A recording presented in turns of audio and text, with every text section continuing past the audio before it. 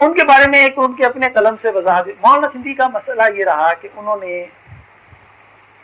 ایک بہت بڑے مقصد کی خاطر ساری زندگی جو ہے وہ مسافرت میں گزاری، اور ایک یوں کہنا چاہیے کہ کسی ایک جگہ ان کو جم کر کام کرنے کا موقع نہیں ملا.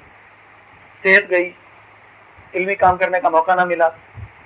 جو خدمات ان کی یہ ہیں کہ وہ برصغیر کی آزادی کے لیے کبھی ترکی میں، کبھی حجاز میں، کبھی روس میں، کہاں ہوتے. ان کا جو کچھ بھی رپورٹ ہوا ہے اس میں یوں سمجھیے کہ 90%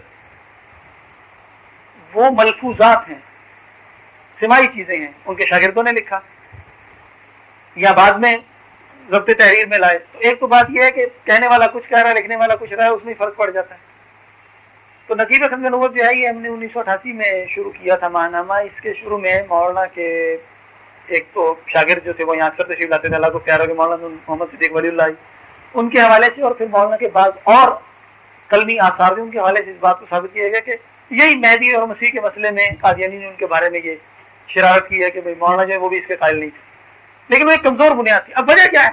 انہیں یہ پتا ہے کہ عبید اللہ سندھی جو ہے وہ علمی سطح پر ایک اتنا بڑا آدمی ہے کہ جب اس کے حوالے سے ایک کنفیوژن، ایک الجھن جو ہے وہ پیدا ہو جائے تو ایک دفعہ تو آدمی تھوڑا سا اپنی جگہ سے ہل جاتا ہے کہ یار ہو سکتا ہے واقعی اس مسئلے میں کچھ تھوڑا شک و شبہ ہو.